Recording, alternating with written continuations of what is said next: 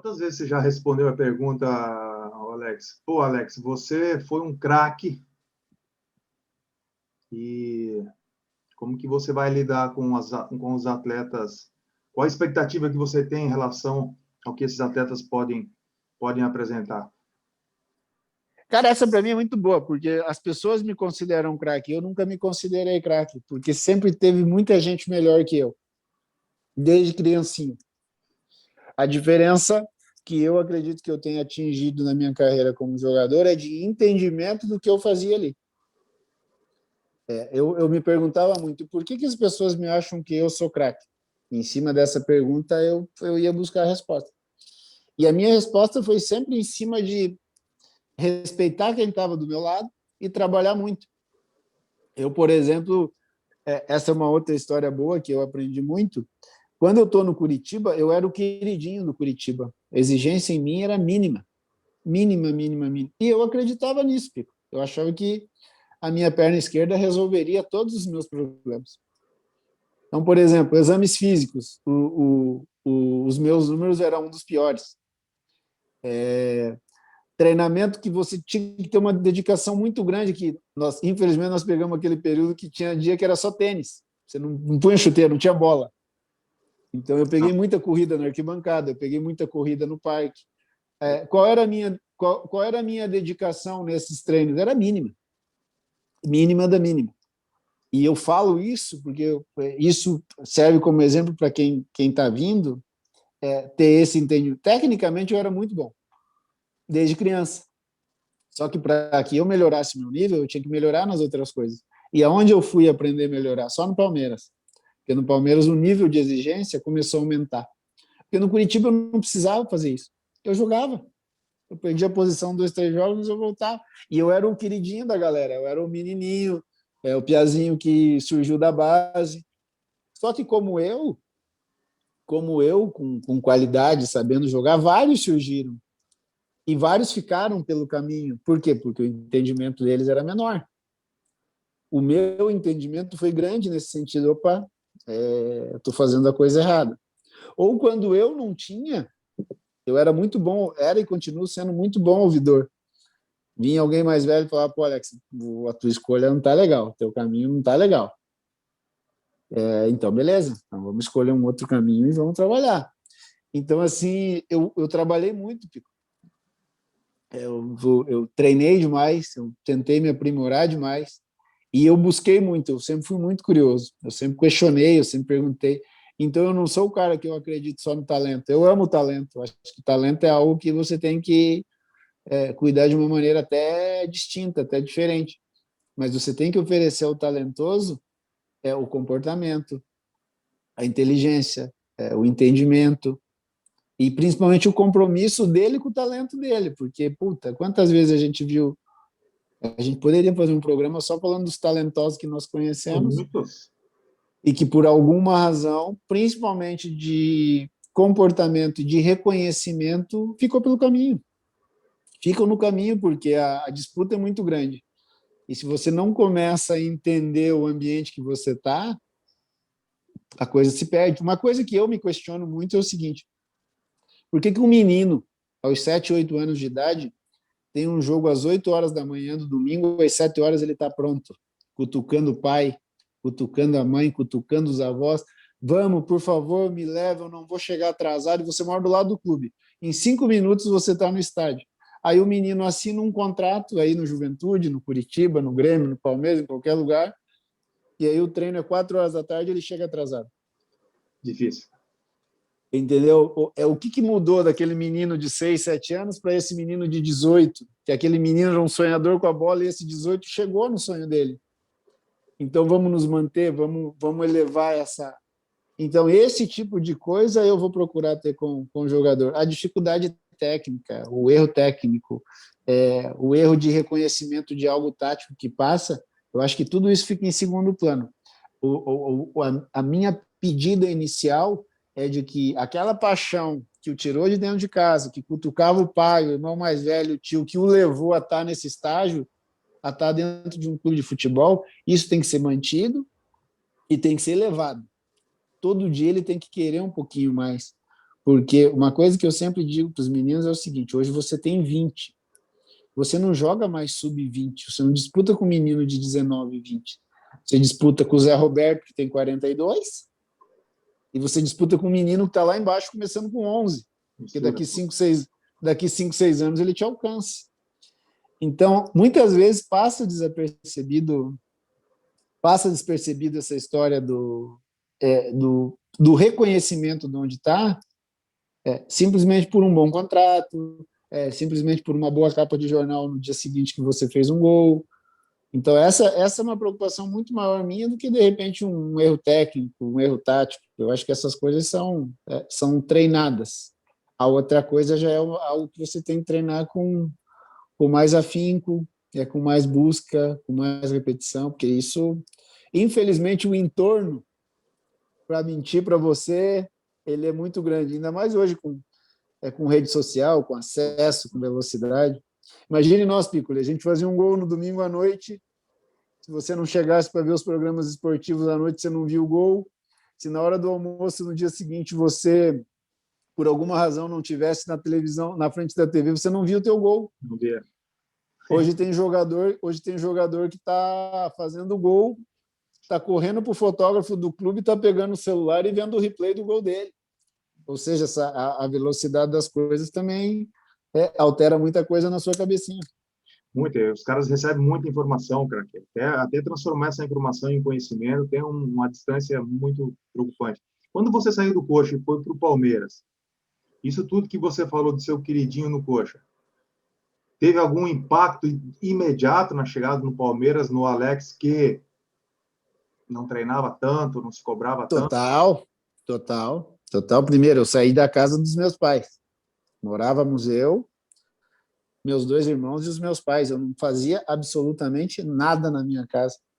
A minha rotina era muito simples. Eu saía de casa, ia para o treino, do treino vinha para casa, não fazia nada. Não lavava uma louça. Eu não tinha compromisso nenhum com a minha casa. Nada. O meu nível competitivo dentro do clube era muito pequeno, porque eu disputava a posição com um cara ou outro. Só que como eu era o queridinho, muitas vezes esse outro cara podia estar melhor que eu, mas eu jogava.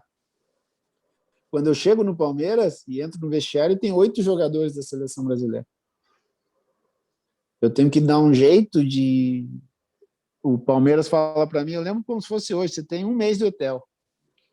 A partir do 31º dia, o hotel é por tua conta. Então, eu tinha 1 mês para treinar, entender o clube, procurar apartamento, me ajeitar, arrumar as minhas coisas, ajeitar minha vida fora.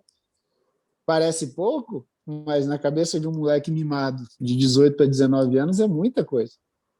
Eu estou descendo em Congonhas, e Congonhas com aquela loucura de voo e tal, ele fica rodando São Paulo, e na minha cabeça está o seguinte: como é que eu vou viver aqui, numa cidade desse tamanho? Sozinho, sem pai, sem mãe, sem os amigos de infância, sem ninguém.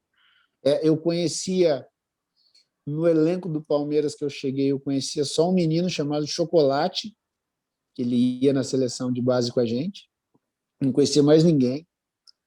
E aí eu lembro que a primeira coisa, você veja que são coisas que me marcam, eu entro pela porta errada no CT, ao invés de eu entrar no vestiário onde dão nos armários, eu entro no vestiário que sai na fisioterapia.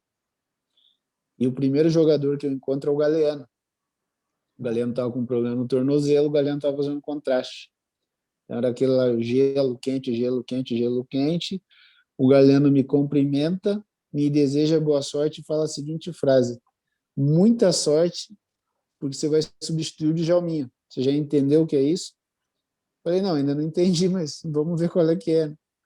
E aí você começa a ter percepções que, se você não desenha um nívelzinho acima, se você não atinge esse nívelzinho, tipo um videogame, tem que passar a fase 1 para fase 2, para fase 3.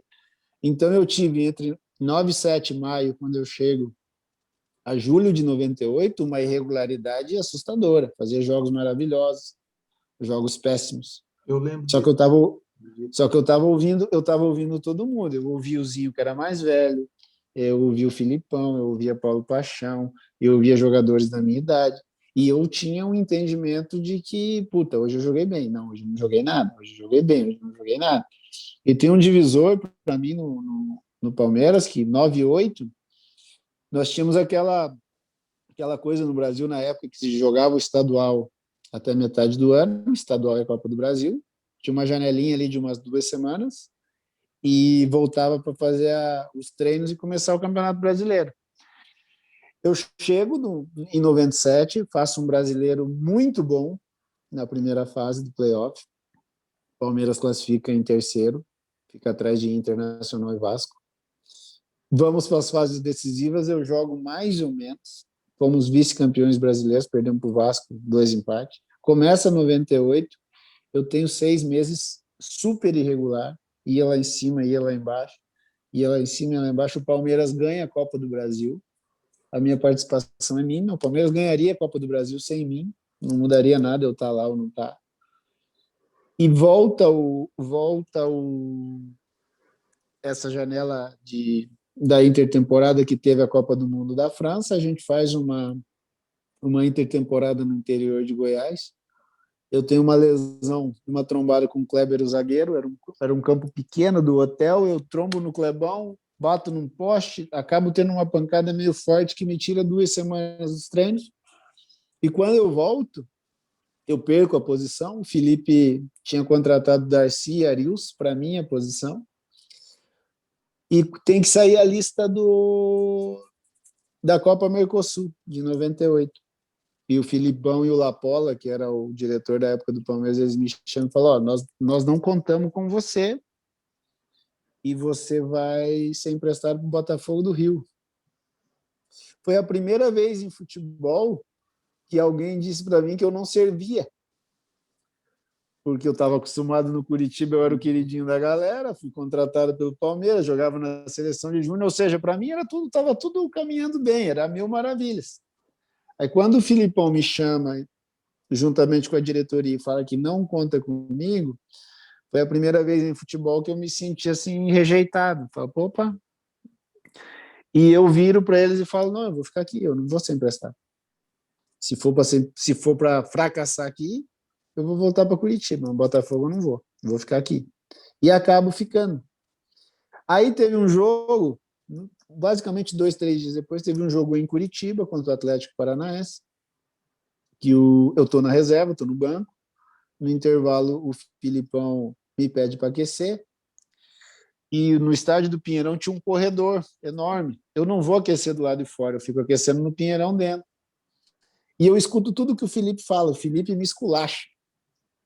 Mas assim, ó, eu vou pôr o Alex, não sei que Alex que vai vir, se vai ser aquele Alex que nos ajuda ou o Alex que nos atrapalha. Mas nós temos que tentar usar da qualidade dele, tá? E aquilo você vai ficando puto com o treinador, o treinador não confia, queria te emprestar Botafogo, e eu volto para pôr minha chuteira, que eu estava aquecendo de tênis, o César Sampaio me chama. O César Sampaio me chama e fala assim: Alex, é o seguinte, o Filipão pediu para eu cuidar de você. A melhor forma que eu tenho para cuidar de você é te pôr para jogar todas. Todas que eu pegar, eu vou te dar. Se vira. Se vira, porque pela qualidade que você tem que se virar. E aí entra um pouquinho da sorte, né, Pica? A primeira bola que eu pego, eu faço uma jogada com o Almir, que ele ponta, o Almir vai no fundo, cruza, dá uma trombada, a bola sobra para mim, eu faço o gol. Tipo, 5 minutos, segundo tempo, a gente ganha esse jogo com um gol meu. Só que essas coisas vão me dando a noção de que aquele nívelzinho que precisa ser subido, ele vai acontecendo. Mas por isso que eu estou dizendo da questão da compreensão, né? Você tem que entender por que você está ali.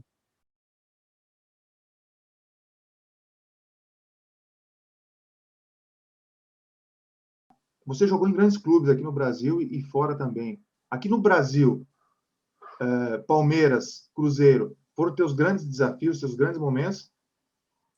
Não, acho que o único lugar que eu falhei, e aí é até legal de falhar, e eu falei por minha culpa também, eu digo também porque o clube era uma bagunça, foi o Flamengo. Sim, eu lembro. Mas eu joguei bem no Curitiba, joguei bem no Palmeiras, joguei bem no Cruzeiro. Só que aí tudo passa pelo qual momento está o clube, qual momento você está individualmente e para você compreender o que acontece. Por exemplo, eu citei agora que o Palmeiras seria campeão da Copa do Brasil sem a minha presença em 98. Por que eu acho isso? Porque eu não fiz nada. Eu não fui nada efetivo. Eu não fiz grandes jogos, eu não tive participação direta, eu não fiz gols. Então, o Palmeiras seria campeão da Copa do Brasil sem a minha participação.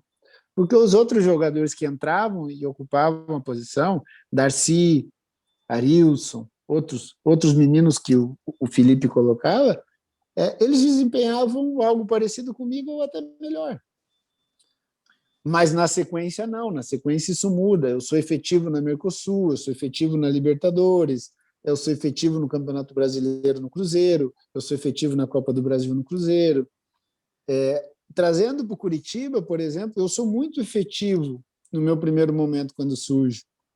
Eu jogo muito bem. Só que qual era o momento do Curitiba na década de 90? Subir para a primeira divisão e se manter na primeira divisão. Nós conseguimos fazer isso. Hoje, por exemplo, muita gente fala assim, falando no meu caso, o Alex ganhou um título só com a camisa do Curitiba. Eu ganhei o que dava para ganhar. Porque eu ganhei o que dava para ganhar, porque o momento da década de 90 do Curitiba era o momento que o Paraná Clube dominava o estado. Qual era a briga para nós? A briga para nós era tentar equiparar o Paraná Clube, que a gente conseguiu, e naquele momento, em 95, subiu o time da primeira divisão, da segunda divisão para a primeira divisão. Nós conseguimos. E quando eu retorno para o Curitiba, eu jogo 2 anos. Qual era a briga do time? Tentar manter a hegemonia do estado, que eu chego, o time é tricampeão do estado quando eu chego, tentar manter a hegemonia do estado e jogar na primeira divisão num bom nível. Onde eu, particularmente, acho que a gente falhou com o Curitiba no meu segundo momento. No Campeonato Paranaense de 14, que a gente não faz nem a final, a gente perde a semifinal para o Maringá. Merecido, o Maringá foi bem melhor do que nós. Mas se nós olharmos, ali era uma oportunidade que a gente não poderia ter deixado passar. No mais, eu acredito que eu vou para o Cruzeiro no momento que se desenha para ganhar algo, eu dou a minha participação. Eu vou para o Palmeiras no momento que se desenha para ganhar algo, eu dou a minha participação. E no Flamengo eu falho, mas assim, fiquei 46 dias, são 11 jogos. Quer dizer, tem que fazer uma análise muito fria do momento, de como eu cheguei, de como eu me comportei. Agora, tem muita coisa que eu poderia ter feito diferente para ser melhor e não fiz. Por isso eu considero que eu tenha falhado nisso. E contextualizar a falha, né? Não é uma coisa muito fácil. A gente precisa realmente olhar bem para dizer assim, foi uma falha, né? Porque às vezes o contexto todo ele também não. Não, o contexto ajudou, né? O contexto ajudou, mas é aquela coisa, está ventando muito. Eu posso fechar a janela, eu posso deixar aberta. Eu deixei a janela aberta. Então, por exemplo, eu podia ter treinado muito mais, treinei menos. Eu podia ter feito escolhas diferentes. Naquele momento eu escolhi de outra forma. Tem a minha parte, é óbvio que tem o contexto todo envolvido. E aquilo que eu falei ali atrás de qual é o meu comportamento como treinador, principalmente relacionado à imprensa e à torcida nesse momento, as coisas que eu poderia controlar no Flamengo, eu não controlei. Aí tá a minha grande falha no negócio.